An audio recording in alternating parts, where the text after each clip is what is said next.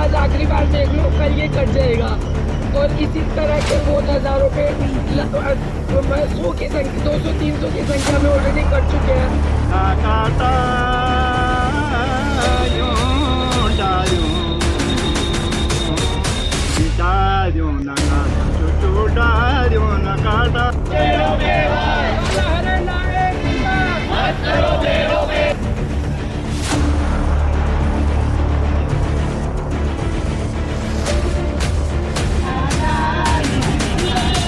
नमस्कार साथियों, आप देख रहे हैं पहाड़ भारत और मैं प्रदीप शाह। और अभी हम मौजूद हैं देहरादून ऋषिकेश के बीच सात मोड़ पे।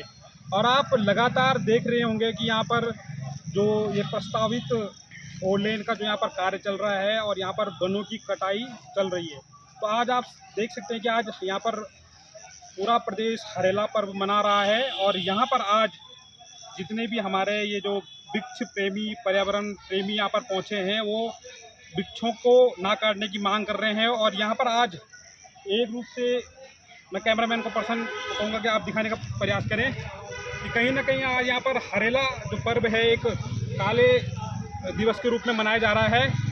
और मैं आपको बताऊं कि हमारी जो चमोली रेणी गांव गौरा देवी जिन्होंने वृक्षों को बचाने के लिए एक चिपको आंदोलन चलाया था, और आज वही दौर यहाँ पर चल रहा है, दिख रहा है। यहाँ पर छोटे बच्चे से लेकर महिला हो, पुरुष हो, युवा वर्ग हो, वृक्षों को बचाने की पूरी कोशिश कर रहा है। तो आइए, क्या कुछ कहना है यहाँ के जो लोग यहाँ पर प्रोटेस्ट कर रहे हैं, तो आइए चलते हैं उनके पास। काला हरेला एक पुकार, मत करो पेड़ों पे वार। काला हरेला एक पुकार, मत करो पेड़ों पे वार। काला हरेला एक पुकार, मत करो पेड़ों पे वार। पेड़ लगाओ, पेड़ लगाओ, पेड़ लगाओ, पेड़ बचाओ, पेड़ लगाओ, पेड़ बचाओ, पेड़ लगाओ, पेड़ बचाओ, पेड़ लगाओ, पेड़ बचाओ।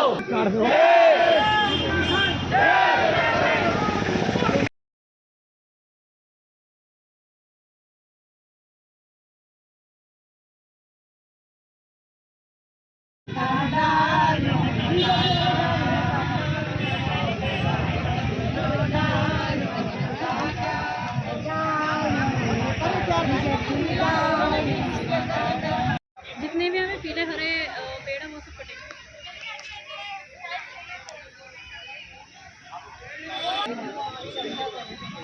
आपने इतने समय के लिए प्लीज हमें आशीर्वाद दीजिएगा। एक भारत में है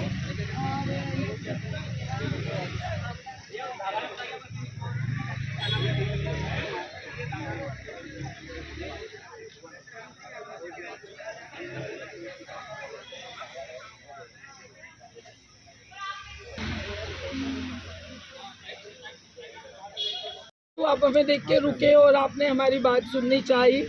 इस पेड़ को आज आखिरी बार देख लो, कल ये कट जाएगा। और इसी तरह के बहुत हज़ारों पेड़ 100 की संख्या 200-300 की संख्या में ऑलरेडी कट चुके हैं। आज हरेला है, सब लोग एक एक पौधा गमले में लगा के हरेला मना रहे हैं। और यहाँ इतनी तीव्र गति से जंगल काटा जा रहा है, तो ये कैसा हरेला है मुझे समझ नहीं आ रहा। हम तो इसको बोल रहे हैं #काला हरेला। अब वहाँ पे धामी सरकार हरेला मना रही है और यहाँ देखो क्या उन्होंने यहाँ पे दुर्गति करी हुई है। वन्य प्राणी कहाँ जाएंगे? आज तो बंदर हमारे पास आके खड़े हो गए, हमारे बैनर के पास। जानवर को समझ में आ रहा है कि हमारा घर उजाड़ा जा रहा है, पर इंसानों को समझ नहीं आ रहा।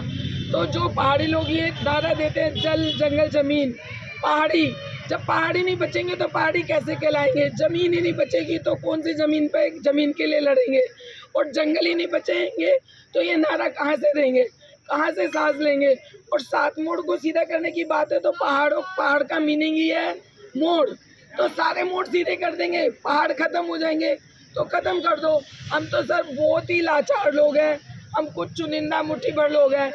सोशल मीडिया इन वीडियो से, इन सब मैसेज से पटा पड़ा है, लेकिन ना तो धामी सरकार को सुनाई दे रहा है, ना वन मंत्री सुन पा रहे हैं, ना हमारा मेन मीडिया सुन पा रहा है। कोई सर एक छोटा सा मैसेज भी देने के लिए तैयार नहीं है।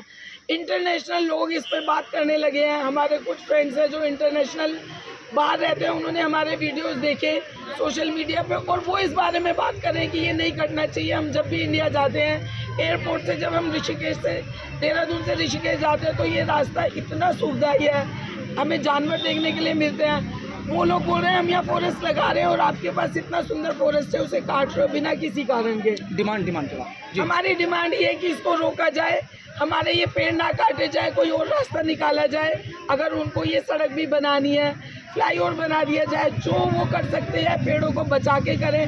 हम एक भी पेड़ नहीं कटने देना चाहते, हमारी बहुत गुजारिश है। और जहाँ पर इसकी ज़रूरत है, ऋषिकेश में जाम लगता है, देहरादून में जाम लगता है, आप वहाँ सड़कें चौड़ी करो ना। आप दुबई क्यों बना रहे हो इसको? दुबई में वो लोग आर्टिफिशियल प्लांट ले जाके प्लांटेशन कर रहे हैं। आप सारी दुनिया को देखो, जहाँ पे रेगिस्तान है वो लोग प्लांटेशन के रास्ते ढूंढ रहे हैं। हमारे यहाँ प्लांट है, ये हमारे पेड़ है, ये यहाँ पे ख़त्म कर रहे हैं जंगल, तो कहाँ जाएंगे? सर चंडीगढ़ जितना बड़ा शहर, जितना एक पूरा वन हमारे उत्तराखंड से उजाड़ दिया गया है, तो ये कैसे रिप्लेस होगा और पर्यावरण पे इसका क्या असर होगा, मुझसे ज़्यादा आप सब जानते हैं। Thank you sir, thank you. ना काटा यूं डालियों न काटा चोचो डालियों न काटा। डाली का डेली थी माटी बगाली, डाली का डेली थी माटी बगाली, कुड़ी ना पुंगड़ी ना डुगरी बचाली। हर चलो गाड़े गा देने को पानी, हर चलो गाड़े गा देने को पानी। इस साली गाड़ी थी फिर क्या कह लिया, डालियों न काटा चोचो डालियों न काटा, यूं डालियों न काटा दीदियों डालियों न काटा। ना काटा यूं डालियों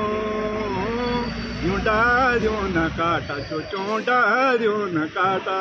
डाली का टेली तो माटी बगाली, कुड़ी ना फुंगड़ी ना डुगरी बचाली। हर चलो गाड़े गा देने को पानी, तीसली गाड़ी तो फिर क्या कह लिया। बहुत बहुत धन्यवाद। नमस्कार। और आज हरियाला का पर्व है और ये पेड़ नहीं कटना चाहिए था। और सरकार ऐसी वो है, फर्स्ट सरकार जो पेड़ का वो कर रहे और पेड़ काट रहे हैं। और इसमें तो चौड़ी करनी कोई वो नहीं थी, जरूरत ही नहीं थी। इस पर जाम भी नहीं लगता रोड पे।